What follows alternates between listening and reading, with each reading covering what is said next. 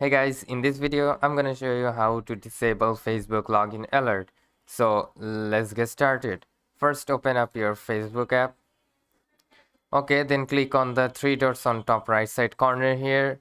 Then scroll it down a little bit and you'll see settings and privacy. Then click on settings. Okay, then you have to go to the password and security. Then scroll it down a little bit and you'll see get alerts about unrecognized logins. You just need to click on that. Then select notification. If you are getting notification about Facebook login, then you might have been selected get notifications. If you don't want them, just click on don't get notification and click on save. Then you have to put your Facebook password on here and then click on continue.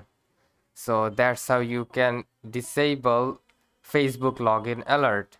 Hope this video helps you. If yes, please make sure to like, share and subscribe.